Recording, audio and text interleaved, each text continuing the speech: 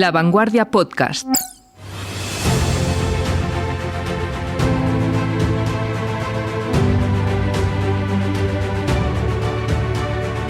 A principios de septiembre de 1914, el avance del ejército alemán parecía imparable. Unas pocas semanas de conflicto les había bastado para conquistar Bélgica y el norte de Francia. Ahora se dirigían a París. Para impedir la conquista de la capital, el ejército francés debía concentrar sus tropas con urgencia cerca del río Marne. Pero no había suficientes vehículos militares. ¿Cómo lo resolvieron? Pues llevando a 6.000 soldados al frente en taxi. Soy Isabel Margarit, directora de la revista Historia y Vida. Con la ayuda de nuestra compañera Anne Echeverría, hoy desvelaremos la otra cara de la Primera Guerra Mundial, la colaboración desde la retaguardia. Y es que la Gran Guerra no se libró únicamente en el campo de batalla. Hola Ana, bienvenida de nuevo. Oye, ¿has llegado bien? He llegado bien, estupendamente. Y eso que no he venido en taxi. Pero mira, esto que nos acabas de contar me tiene impresionada. Ese viaje al frente en taxi debió de ser el último momento de lujo y confort para aquellos combatientes franceses en mucho tiempo, en muchos años. Hombre, para algunos realmente el último momento cómodo de sus vidas. Y eso que la batalla del Marne acabó en victoria para franceses y británicos. Pero una victoria en extremis. Bueno, por algo la prensa la llamó el milagro del Marne.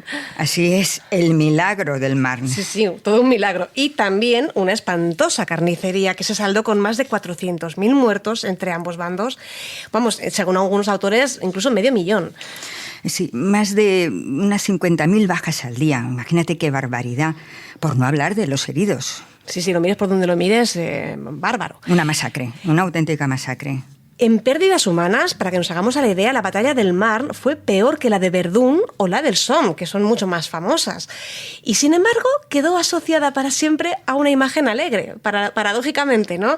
A esa hilera de taxis rojos, Renault 8 caballos, de la que nos hablabas al principio del episodio, que estaban colaborando con el ejército por el bien de la patria, ¿no? Esa es la imagen que quedó en la retina de los franceses. Una imagen que resultó muy eficaz para levantar la moral de las tropas y de la población francesa en general. Lo curioso, Ana, es que los taxistas no llegaron a transportar a más de 6.000 soldados. Esos son muy poquitos, en realidad, muy poquitos. Teniendo en cuenta que murieron 80.000 franceses en aquella batalla y que hubo unos 2 millones de combatientes entre ambos bandos, bueno, la realidad es que los taxis de París trasladaron una parte ínfima de las tropas, aunque fueran muy simbólicos. Y, sin embargo, fue un momento significativo, mira, yo diría que simbólico. No solo porque el gobierno filmó las imágenes de aquella caravana para elevar la moral de los franceses, sino porque los taxistas del Marne encarnan a la perfección dos rasgos muy importantes de la Primera Guerra Mundial. El primero, diría yo que sería el nacimiento de la propaganda moderna. Y, en segundo lugar, la importancia fundamental de la colaboración de organizaciones civiles en la retaguardia. Ahora que mencionas la propaganda, la verdad es que siempre me ha llamado mucho la atención el entusiasmo, ¿no? y la despreocupación con la que los jóvenes acudían a filas en la Primera Guerra Mundial. Realmente no tenían ni idea de lo que les esperaba. No, y a posteriori realmente pues todavía se hace mucho más duro esta imagen que todos tenemos en mente a través de la literatura, de películas y demás. Iban con una euforia que parece difícil de creer. Fíjate, incluso algunos eran tan jóvenes que mentían sobre su edad para poder alistarse. Pobrecillos, ¿no? Ellos creían que iban a vivir una aventura y acabaron viviendo un infierno. Un auténtico infierno. Y es que en los primeros días de la guerra el ambiente era de optimismo y casi de celebración en los dos bandos. En fin, yo, fíjate, incluso recuerdo a un escritor tan antibelicista como Stefan Zweig, como viendo aquellas multitudes, aquel entusiasmo, incluso pues relataba en sus crónicas, en sus artículos, pues casi se contagiaba de ese espíritu. O sea, claro, era contagioso. Me parece tremendo. Si la palabra sería eso, incluso los pacifistas contagioso. Acabaron contagiados del espíritu patriótico y probélico en ambos bandos, que les acabaría llevando al desastre. Es increíble. Fueron tan ingenuos que los que se alistaron aquel primer verano calculaban que estarían de vuelta en casa para Navidad. Y además, bueno, vivos y coleando y con las dos piernas y los dos brazos, por supuesto, ¿no? Eso es lo que ellos pensaban. Claro, hay que pensar que el último gran referente bélico en Europa había sido la guerra franco-prusiana de 1870. Un enfrentamiento que duró menos de un año y que les quedaba muy lejos en el tiempo ya. Bueno, y que a los respectivos gobiernos ya les interesaba este optimismo suicida que provocaron, e incluso lo fomentaron a conciencia a través de un control férreo de la prensa. Había censura, se limitaba el acceso de periodistas al frente y la guerra se contaba mucho menos cruenta de lo que era, casi idílica. Pues sí. La prensa de cada país pasaba de puntillas por sus propias derrotas y en cambio se exageraban las victorias y se mitificaba el heroísmo. Como suele pasar, claro. De ahí que surgieran también auténticas leyendas vivientes, como el Barón Rojo. ¿Te acuerdas de esta figura? ¡Hombre, el Barón Rojo! El famoso as del aire. Un piloto de cazas que, por supuesto, pues era un héroe nacional para los alemanes. Eso es completamente lógico. Pero lo curioso es que alcanzó un estatus de celebridad internacional en todos los bandos del conflicto. Así es, Ana. Mira, hasta el punto de que cuando derribaron su avión en 1918, fueron los británicos quienes lo enterraron con todos los honores. Y en su lápida no escribieron más que elogios. Aquí yace un valiente, un noble adversario y un verdadero hombre de honor. Imagínate. Bueno, ojalá todo hubiera sido tan honorable y caballeroso en la Primera Guerra Mundial, pero bueno, las guerras caballerosas solo existen en los libros y en las películas, más allá de anécdotas puntuales como esta. Desde luego se cometieron atrocidades, como en todas las contiendas, y además la prensa de la época se cebó en el sensacionalismo. Sí, y esto hay que recalcarlo, es importante, porque cuando la altísima mortalidad empezó a bajar la moral de la población, se volvió cada vez más importante demonizar al enemigo en lugar de honrarlo. ¿Para qué? Para que la opinión pública siguiera apoyando la guerra. Los periódicos británicos y franceses publicaban artículos sobre incendios en hospitales, violaciones masivas, niños mutilados, unas horrores cosas de todo tipo. espantosas. Y los alemanes igual, Los alemanes escribían sobre curas que hacían de francotiradores desde los campanarios, sobre civiles belgas que torturaban a soldados alemanes heridos, toda clase de horrores. Claro, ¿cuál es el problema? El problema es que atrocidades reales aparte, que por supuesto existían, pues estas noticias no siempre eran verdad. Hay un caso muy sonado y muy paradigmático, el de la enfermera Grace Hume, que supuestamente habría sido secuestrada y torturada en un hospital belga por parte de los alemanes, que le habrían amputado los pechos. ¡Uf, qué barbaridad! Una historia de terror gótico. Sí. Pero resulta que más tarde se supo que Hume nunca había pisado Bélgica, ni por suerte había sufrido ninguna mutilación. Vamos, que las fake news no son precisamente un invento del siglo XXI. ¿Qué va? Han existido siempre las fake news. Ahora las llamamos así, antes las llamábamos bulos, pero lo único que ha cambiado realmente es la tecnología que usamos para propagarlos. Hablando de medios, la propaganda bélica también se apoyó en la naciente industria publicitaria que justamente se había desarrollado durante la Belle Époque y se difundió en toda clase de formatos, pues octavillas, postales, noticiarios cinematográficos, discos con canciones patrióticas. Es verdad, la música patriota de la Primera Guerra Mundial. Y oye, y hasta merchandising de generales. Imagínate, los niños alemanes coleccionaban figuritas de Hindenburg y los niños británicos, pues figuritas de Kitchener. Aquí cada uno la suya.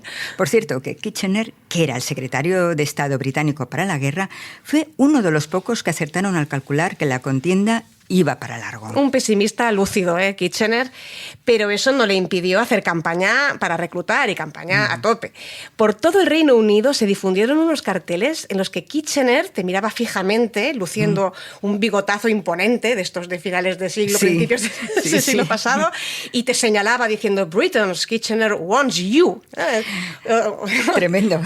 Tremendo. ¿A qué te recuerda? Me recuerda mucho, fíjate tú, un diseño y un eslogan, te diría muy famoso, similar al cartel del tío Sam, que se haría popular en los Estados Unidos a partir de 1917. Muchas estrellas se unieron a estas campañas patrióticas, pues, por ejemplo, desde escritores como Conan Doyle, Kipling o H.G. Wells, hasta artistas de cine como Charlie Chaplin o Mary Pickford, que era la reina de Hollywood en aquellos años. Sí, la gran estrella de Hollywood. Y bueno, si la seducción fallaba, siempre quedaba la intimidación. ¿Que no querías ir a la guerra? Pues te alistaban a la fuerza, no había problema. Si eras alemán o francés, eso era lo que ocurría. Pero si eras del Reino Unido, que era la única potencia europea donde al principio no existía el reclutamiento forzoso, pues ya podías esconderte de determinadas damas, determinadas señoras. Porque como tuvieras edad de ir al frente y estuvieras paseándote por Londres vestido de civil, te exponías a la mayor de las humillaciones, recibir una pluma blanca. Fíjate, lo de recibir una pluma blanca en realidad era un insulto, pero en toda regla. Desde luego, una vergüenza. La Orden de la Pluma Blanca la fundó un almirante retirado, Charles Fitzgerald, con el apoyo de las escritoras Emma Orczy y Mary Augusta Ward. Batallones de mujeres, auténticos, patrullaban las calles del Reino Unido y entregaban una pluma blanca a los hombres que no vestían uniforme militar. Les consideraban traidores por no alistarse. Esta era, su base. Pero claro, en ocasiones obviamente se equivocaban porque los funcionarios, los enfermos o los soldados de permiso podían ir de civil perfectamente. Bueno, hubo muchas más mujeres activistas en la Gran Guerra, aparte de las de la Orden de la Pluma Blanca, y algunas, en mi opinión, con enfoques mucho más positivos. Un caso paradigmático, por no decir ejemplar, al menos a su manera, fue el de las sufragettes británicas. Aquí me gustaría hacer un inciso y matizar que las sufragettes no representaban a todo el movimiento feminista de la época, sino que eran su rama más radical. Sí, sin duda. Los británicos distinguían entre sufragistas y sufragettes.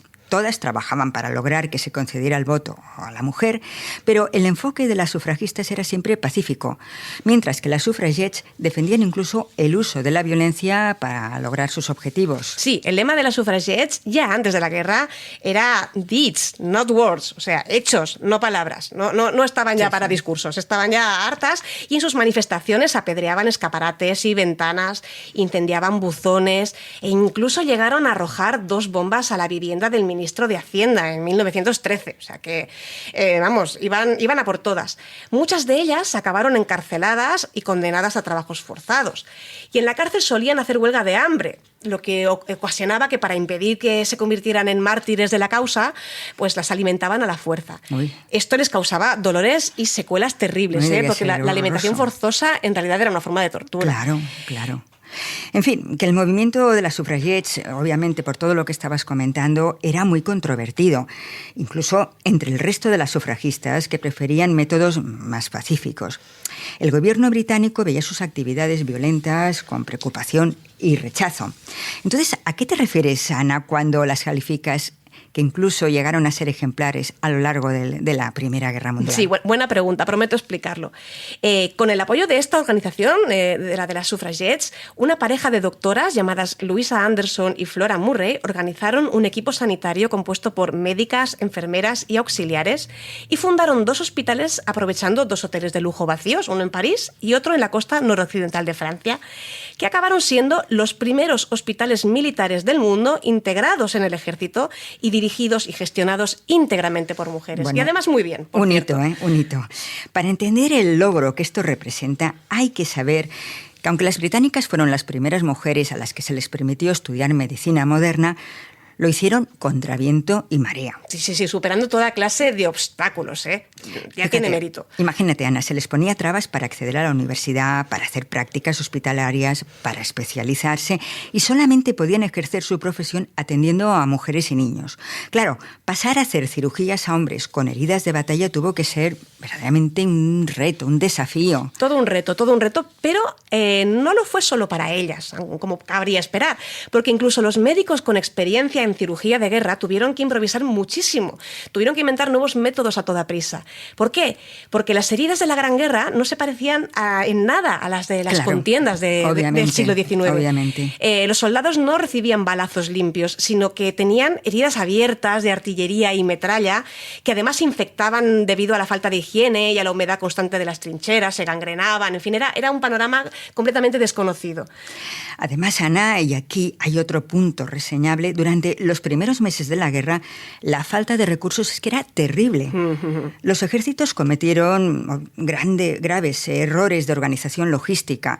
Los primeros auxilios en el frente eran precarios. Los heridos se trasladaban en carros tirados por mulas y tardaban días en llegar a los hospitales. Semanas incluso, a veces. Era horroroso. Que incluso a veces estos hospitales permanecían vacíos por falta de coordinación. Imagínate qué horror, un auténtico desastre. Tienes una carnicería en el frente y camas vacías en la retaguardia. Una locura. ayuda. Entre tanto, Louisa Anderson y Flora Murray se las ingeniaron para conseguir camionetas, muchísimo más prácticas que los carros con mulas, y fueron a recoger heridos ellas, casi personalmente, con sus colaboradoras para trasladarlos a París. Todo ello colaborando con la Cruz Roja francesa, porque el gobierno británico al principio rechazó de plano su ayuda y la de otras mujeres médicas. Imagínate que incluso llegaron a rechazar un equipo portátil de rayos X que les ofreció una radióloga al ejército. Madre de Dios. Y que habría sido muy útil para extraer la metralla de los primeros heridos. Imagínate si lo hubieran aceptado, Pues sí. Pero lo rechazaron porque venía de una mujer. Sin embargo, esta actitud cambia cuando algunos mandatarios británicos, como Lord Asher, visitan los hospitales de las suffragettes y descubren que están magníficamente organizadas y que la atención que ofrecen es profesional y de excelente calidad. Tanto es así que el gobierno les acabaría ofreciendo la gestión de un hospital militar en Londres con más de 1000 camas. Y esto es extraordinario. Vamos, ¿quién lo iba a decir? ¿Quién lo iba a decir? Es que ese es el tema. Hay que pensar que Anderson había estado en la cárcel por sus actividades como sufragette. Y en el frente, curiosamente, llegó a atender a uno de los policías que la habían detenido. O sea, Vaya paradoja, vaya paradoja. Fue el mundo al revés. El mundo Sí. cambió en cuestión de meses. Y Murray, la otra directora del hospital, era la doctora de cabecera de las presas sufragettes habitualmente, ¿no? Sobre todo la que las atendía de las secuelas de las alimentaciones forzosas. Vamos, en definitiva, en cuestión de muy pocos meses, estas dos mujeres pasaron de ser enemigas del gobierno a ser empleadas del gobierno. Sí, como te decía, una auténtica paradoja. Paradojas de la guerra, por otra parte. Hay que decir que este cambio de actitud se debió, naturalmente, más a la necesidad impuesta por las circunstancias que a un verdadero cambio ideológico. Vamos a ser sinceros. En realidad sí. Hacía faltas manos y con los hombres en el frente, esas manos eran mayoritariamente femeninas. Se instalaron hospitales improvisados, pues en hoteles, en mansiones particulares. Ay, sí, esto se refleja muy bien en la serie Downton Abbey de la BBC, la Pues has sí, visto, ¿no? Hombre, Isabel? por supuesto. Es un ejemplo, además, muy bien traído y además todos recordamos esas escenas. Y también en edificios públicos, en grandes edificios públicos, pues por ejemplo como el Gran Palais de París o el Royal Pavilion de Brighton, pues en fin, palacios vieneses, etcétera. Claro, se tuvieron que reubicar y que, en fin, destinar esos fines que imperaban en ese momento. Sí, por supuesto, eran muchísimo más urgentes. Pero claro, esta atención a los soldados a veces se hacía a costa de que la población civil quedara desatendida. Claro. Puesto que, la prioridad eran los heridos de guerra, no podía ser de otro modo. Pero los civiles seguían enfermando, lógicamente. Pues claro.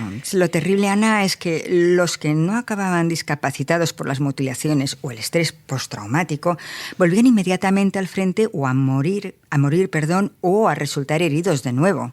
Sí, esto debía ser terrible para los sanitarios y las sanitarias que los atendían. Tremendo. De hecho, había toda una logística del reciclaje, por decirlo de alguna manera, bastante siniestra. Sí, totalmente. Claro, este tema es absolutamente... Es sobrecogedor. Sobrecogedor, porque, esa es la palabra.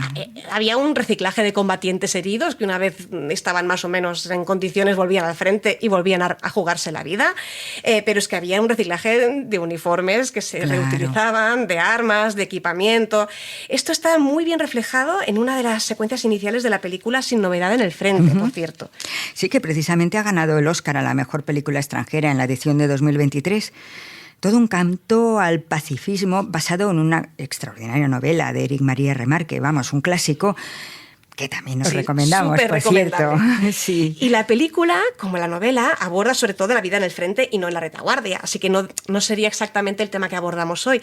Pero también la retaguardia tiene su papel en esta secuencia, sobre todo sobre logística, que a mí me impactó muchísimo. Los problemas logísticos no afectaron únicamente a la atención sanitaria. Las principales potencias enfrentadas, como no contaban con una guerra larga, como decíamos en un principio, no habían calculado correctamente la necesidad de suministros. Es que esto es crucial, porque claro, lo que decíamos, esa ingenuidad del principio, que no tenían calculado que ese conflicto pudiese ser tan prolongado. Ni tan largo ni tan terrible, sí. Además, todos los bandos contaban con abastecerse a base de saquear poblaciones, como por otra parte había sido lo habitual en otros conflictos anteriores. Como se había hecho toda la vida, robar cosechas y ganado a los campesinos y ir alimentando al ejército así. Pero claro, aquí el frente, en especial el frente occidental, se estancó en una eterna guerra de trincheras donde las líneas ni avanzaban ni retrocedían. Por lo tanto, el saqueo quedaba descartado. En este aspecto, los alemanes fueron pioneros a la hora de organizar una serie de servicios nacionales para desarrollar sucedáneos alimenticios, reorganizar las fábricas y, en definitiva, intervenir la economía nacional para ponerla al servicio de la guerra. El famoso plan Rathenau, ¿no? Del industrial Walter Rathenau. Exacto, Rathenau, que acabaría siendo ministro de Exteriores en la República de Weimar. Sí, nada menos, es cierto. En fin, como es de suponer, la escasez de provisiones diezmó todavía más la salud de los soldados, que ya era precaria. Pero lo primero que se echó en falta fue munición, hasta el punto de que en el Reino Unido se creó el cargo de ministro de municiones. Bueno, y aquí es donde entraron en acción las munitionettes, sí, las empleadas de las fábricas de armamento y munición que ante la escasez de hombres y de mano de obra masculina pues se nutrieron de mano de obra femenina. Qué importante el papel de las mujeres si nos damos cuenta en todo este conflicto, en esta retaguardia. Sí, desde luego. Van apareciendo en diferentes las mujeres funciones. Asumieron todas las funciones que los hombres en aquel momento no podían asumir. Así es. ¿Sabes que también a las munitionettes también se las llamaban obusettes? Claro, obusettes y obús, dependiendo del calibre de la munición, ¿no? Les llamarían de una manera o de otra. Pero quizá el apodo más descriptivo sería Canary Girls, mujeres canario, porque trabajar con explosivos, especialmente con TNT, les daba un color de piel y cabello muy característico, amarillo anaranjado. Las embarazadas incluso daban a luz bebés amarillos. ¿Qué me dices? Un poco tremendo, ¿eh?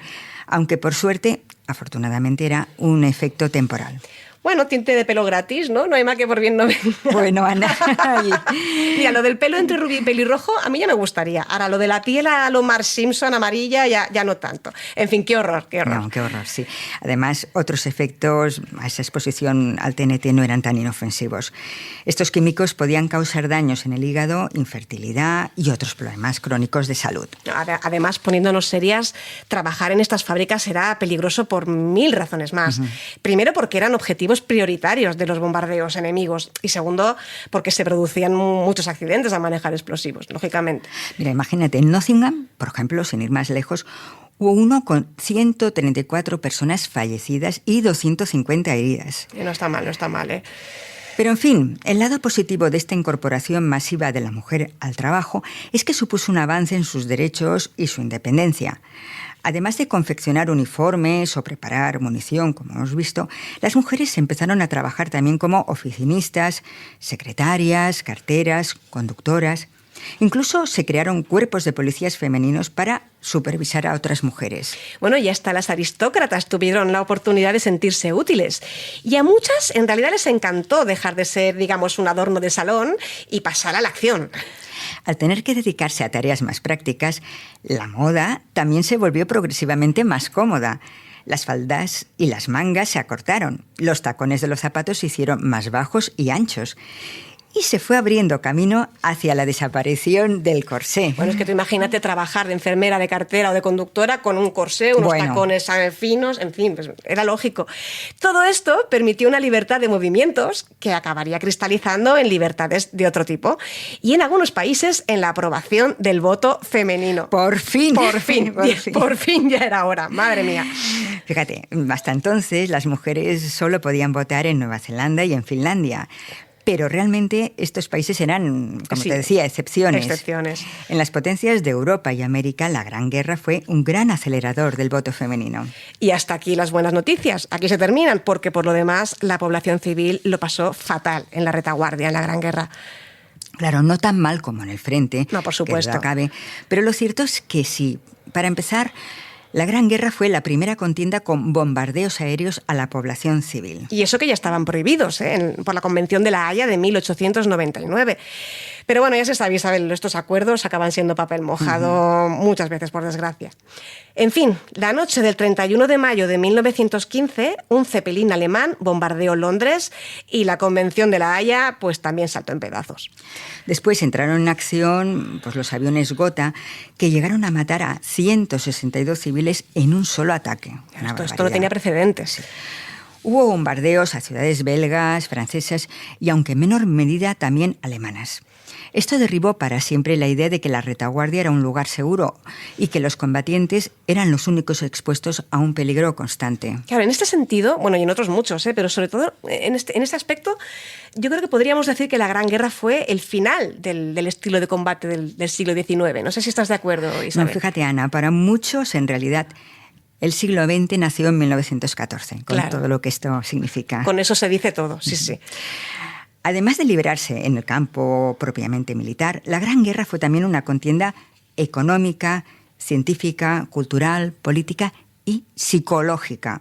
Este punto me parece crucial, porque eso, por ejemplo, con los bombardeos se trataba de aterrorizar a la población, generar descontento y provocar inestabilidad social, y en muchísimos casos se consiguió. Claro, bueno, la población civil vivía en una tensión constante, por no decir terror, con toques de queda, restricciones en el alumbrado público, alarmas antiaéreas, refugios improvisados, todo este terror pasa factura. Evidentemente, todavía no se tenía muy en cuenta el concepto actual que tenemos de shocks postraumáticos, pero ¿cuántos ejemplos debieron suceder a partir Desde luego, se hablaba de neurosis de guerra, claro, y sobre todo de la de los combatientes, pero también la población civil debió quedar afectada con secuelas psicológicas que ni imaginamos.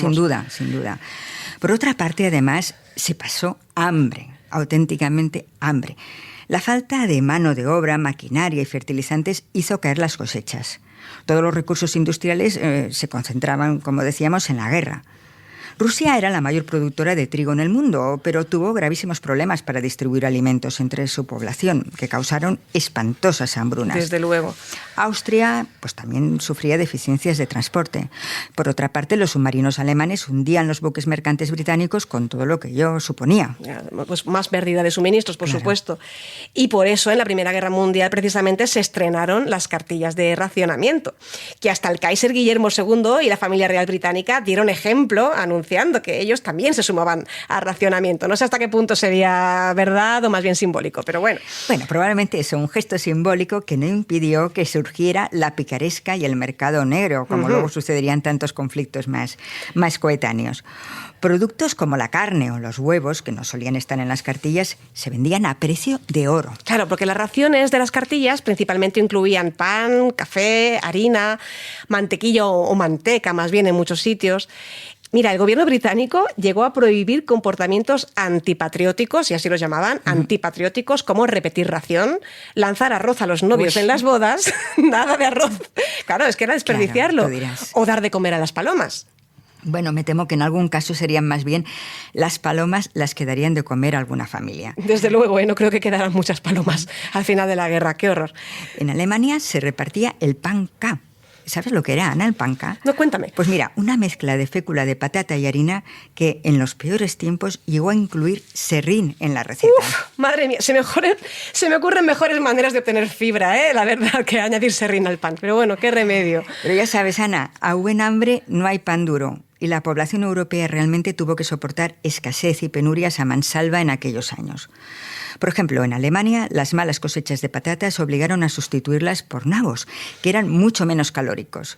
Pero claro, los sucedáneos no suplían la carencia de vitaminas y proteínas de la población. Por otra parte, también escaseaba el carbón, destinado a usos militares, con lo cual los inviernos resultarán crudísimos. Imagínate en Centro Europa, a principios del siglo XX, sin carbón. Aquello era tremendo. El resultado, congelación, desnutrición extrema, raquitismo en algunos casos, problemas menstruales entre las mujeres, problemas de lactancia, porque claro, si ellas no estaban bien nutridas, no podían alimentar a los bebés, y en definitiva, muertes masivas de niños, de ancianos y de toda clase de personas con enfermedades crónicas.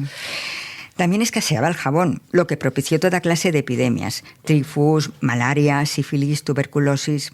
Y finalmente, la gran pandemia de gripe de 1918, que como todos sabemos se cernió sobre una población ya muy debilitada por el hambre, las heridas de guerra y el frío, con todos los estragos que ello supuso. Claro, la verdad es que debía ser lo que les faltaba. O sea, sales de una guerra cruenta, generalizada como esta, y entras en una pandemia mundial. Terrible. En fin, claro, todo esto enterró definitivamente aquel optimismo patriótico y aquel espíritu solidario de los primeros meses de la Gran Guerra.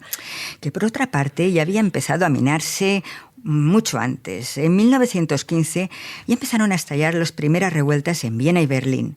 Fueron los llamados motines de la mantequilla, como los denominó el historiador David Stevenson. Y eso que todavía faltaban 3 años para el final de la guerra. Pero la población empezó a hartarse muy pronto, lógicamente. Y fueron también las mujeres, por cierto, las que protagonizaron estas primeras revueltas. El 8 de marzo de 1917 quizá fue la más sonada, cuando miles de mujeres en Petrogrado, que hacían cola para conseguir harina y combustible, iniciaron una oleada de protestas que desembocaría nada menos que en la Revolución de Febrero en Rusia. Y tras la de febrero llegaría la de octubre, con las consecuencias que todos conocemos: caída de los zares e instauración del régimen soviético, significaría un punto de inflexión en la historia. Vamos, que aquellas protestas en la cola de la harina y del carbón trajeron cola. Sí. También hubo una oleada de huelgas en las fábricas de Francia, Gran Bretaña y Alemania, aunque con menos consecuencias inmediatas. Y, en fin, la debilidad de los grandes imperios y potencias coloniales, porque, claro, luchar entre ellas las debilitaba inevitablemente, propició revueltas en India, en Sudáfrica, en Europa Central, en los Balcanes y en Irlanda, donde la Hermandad Republicana Irlandesa, precursora del IRA, protagonizó en 1916 el alzamiento de Pascua, que duró 6 días y se saldó con más de 400 muertos y una represión feroz. La suma de todas estas penurias y dificultades políticas, unida a la derrota militar de la Triple Alianza, acabó forzando el armisticio de Compiègne y el Tratado de Versalles. Unos acuerdos que, se suponía, debían poner fin a la guerra en Europa para siempre. Eso creían. Bueno, sí, más bien, como todos sabemos, acabaron produciendo el efecto contrario. Sí, más bien el efecto contrario, sí. Pero bueno, eso es otra historia que hemos ido abordando ya en otros episodios, de la que sin duda seguiremos hablando, sin duda, porque, bueno, ya ves tú, todo el periodo la Segunda Guerra hasta Mundial. La Segunda Guerra Mundial. En fin, hay mucho más que hablar. Pues sí. Pero bueno, volviendo al tema de hoy, ¿qué nos recomiendas para saber más sobre la vida en la retaguardia de la Primera Guerra Mundial? Pues hoy os traigo un libro y una película. La película se titula Las Guardianas. Es una cinta francesa de 2017, dirigida por Xavier Beauvois, que transcurre en una granja administrada por mujeres durante la Gran Guerra, en ausencia de los hombres, que por supuesto pues están en el frente. La película acaba convirtiéndose en una especie de western a su manera, con una atmósfera intimista que os recomiendo mucho y que podéis ver y disfrutar en Filmin. En cuanto al libro, se titula No es lugar para mujeres y la autora es Wendy Moore. La versión en español la encontraréis en la editorial Crítica. Hay un libro estupendo, Ana. Cuéntanos un poquito sobre esta obra. Pues mira, No es lugar para mujeres narra la historia de las doctoras sufragettes Flora Murray y Louisa Anderson, de las que hemos hablado antes, y de sus compañeras, pues, enfermeras y auxiliares.